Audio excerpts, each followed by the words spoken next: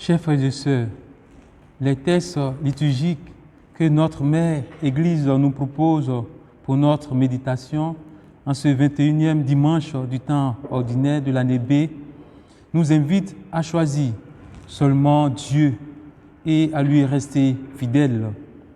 Le choix de Josué dans la première lecture que nous venons d'entendre en est une belle illustration. S'il ne vous plaît pas de servir le Seigneur, choisissez aujourd'hui qui vous voulez servir. Les dieux que vos pères servaient au-delà de l'Euphrate ou les dieux des Amorites dont vous habitez le pays. Moi et les miens, nous voulons servir le Seigneur. Mais qui est ce Josué pour qu'il fasse un choix majestueux? Josué, en effet, est le fils spirituel de Moïse, en quelque sorte. C'est lui qui a eu la lourde charge de faire entrer le peuple juif à Canaan, la terre promise, après la mort de Moïse, son père spirituel. Ce choix d'une portée divine, Josué le fait devant une assemblée de toutes les tribus d'Israël à Sichem. Qu'est-ce qui justifie un tel acte de sa part? En fait, Josué est le fils spirituel de Moïse, nous le disions. Il connaît son peuple. Il sait que ce peuple est capable d'abandonner le Dieu de leur père, Abraham, Isaac et Jacob. Le Dieu qui est toujours intervenu en leur faveur depuis l'Égypte, cette maison d'esclavage, jusqu'à l'heure actuelle, pour adorer d'autres dieux étrangers. Josué trouve donc nécessaire et même urgent de convoquer le peuple au seuil de Canaan pour connaître leur choix. Choisir le Seigneur Dieu ou choisir les dieux étrangers. Le peuple répondit, plutôt mourir que d'abandonner le Seigneur pour d'autres dieux. Nous aussi, nous voulons servir le Seigneur, car c'est lui notre Dieu. Chers frères et sœurs, pour tout ce que Dieu a fait pour Josué et son peuple, il ne pouvait pas choisir autre Dieu que le Seigneur Dieu. Oui, frères et sœurs, nous ne pouvons pas vivre et fermer les yeux sur les bienfaits de Dieu dans notre vie. Vraiment, Dieu nous fait assez de bien. Nous devons donc le choisir et lui rester fidèles. Demandons à l'Esprit Saint la grâce du choix de Dieu. Dans la deuxième lecture, c'est Saint Paul qui donne un enseignement sur les exigences du choix. Choisir l'amour de Dieu qui s'accomplit en Jésus-Christ comme modèle parfait de l'amour humain. Pour lui, en effet, le mariage humain doit être comme l'union du Christ et de l'Église. Et voici ce qu'il dit à ce propos. Frères, par respect pour le Christ, soyez soumis les uns aux autres, les femmes à leur mari comme au Seigneur Jésus. Car pour la femme, le mari est la tête, tout comme pour l'Église, le Christ est la tête, lui qui est le sauveur de son corps. Vous les hommes, aimez votre femme à l'exemple du Christ. Il a aimé l'Église, il s'est livré lui-même pour elle, afin de la rendre sainte en la purifiant par le bain de l'eau baptismale accompagné d'une parole. Ici, Saint Paul établit entre le mariage humain et l'union du Christ à l'Église un parallèle dont les deux termes comparés s'éclairent mutuellement.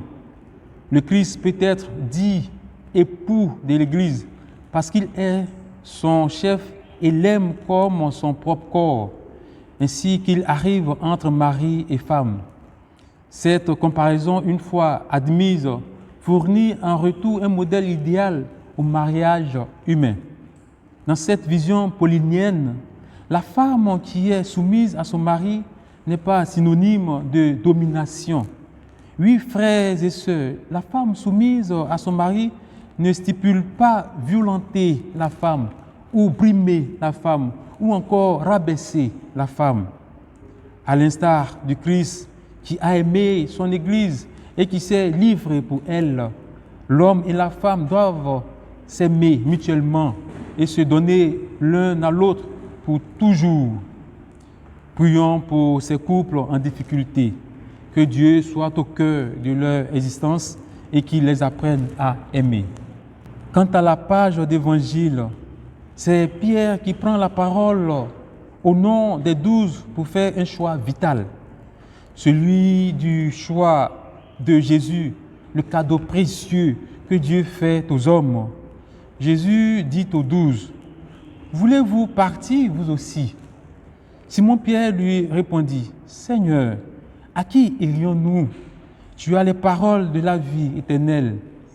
Quant à nous, nous croyons et nous savons que tu es le Saint de Dieu. » Telle fut la réponse de Simon-Pierre à Jésus. Cette question, Jésus la pose aux 12 dans le but d'être rassurés de leur présence, que leur présence auprès du Maître ne soit pas par obligation.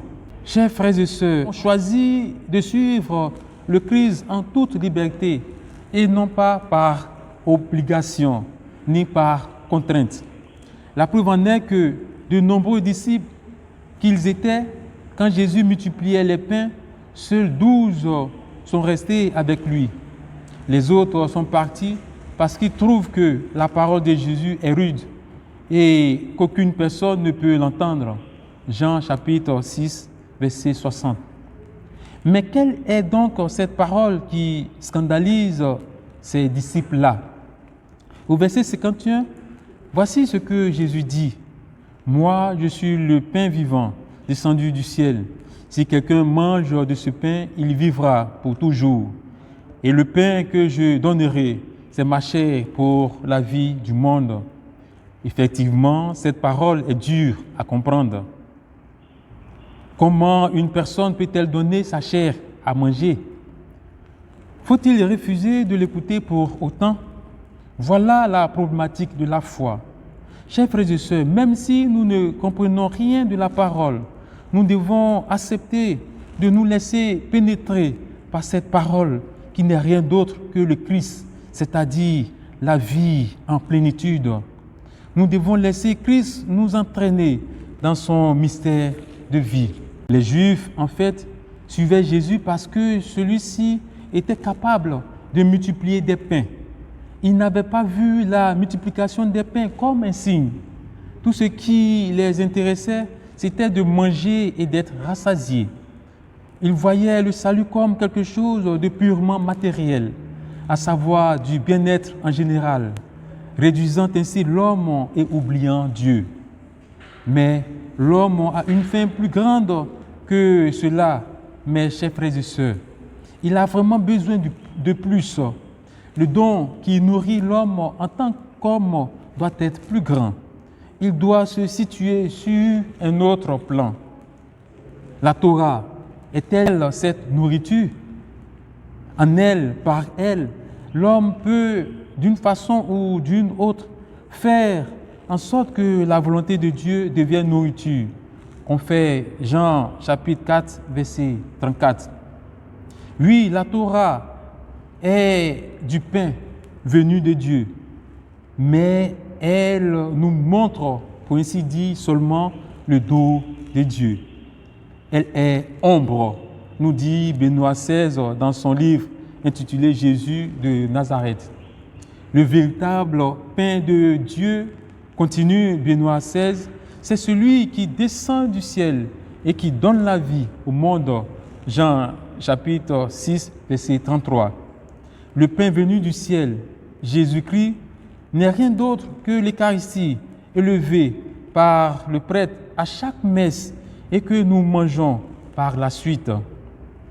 Chers frères et sœurs, laissons-nous pénétrer par Jésus Eucharistie afin qu'il nous partage sa vie. Que l'Esprit de Dieu nous y aide. Amen.